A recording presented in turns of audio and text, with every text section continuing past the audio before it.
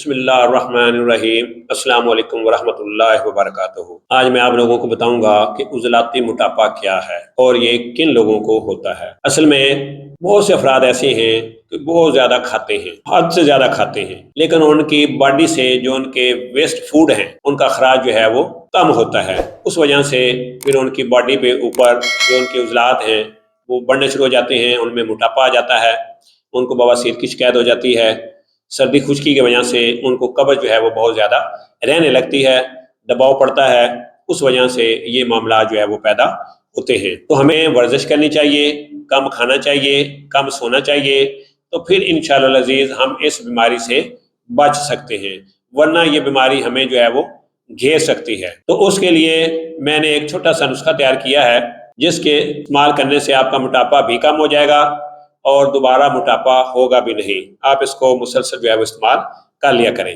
آپ نے کیا کرنا ہے کہ پنساری سے آپ نے لونگ لینے ہیں، 10 گرام لونگ لینے ہیں، 30 گرام دار چینی، 20 گرام جوتری اور 60 گرام آپ نے مصبہ لینا ہے۔ مصبہ لینے کے بعد آپ نے ان سب چیزوں کا پاؤڈر کرنا ہے۔ جب پاؤڈر کر لیں تو پھر یا تو آپ ویسے 500 ملی گرام کی مقدار نیم گرم دودھ کے ساتھ یا نیم گرم پانی کے ساتھ کھانے کے تقریباً 1 گھنٹے کے بعد استعمال کرنی ہے۔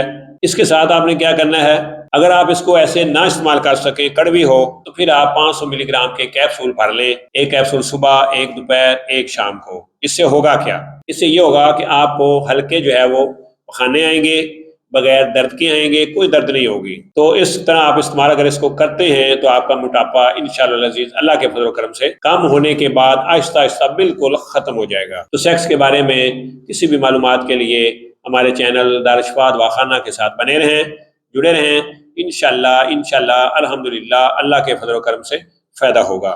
اسی کے ساتھ مجھے پروفیسر حکیم عنایت اللہ کو اجازت دیجیے۔ اللہ میرا اور آپ لوگوں کا حامی و ناصر ہو۔ اللہ حافظ۔ السلام علیکم ورحمۃ اللہ وبرکاتہ۔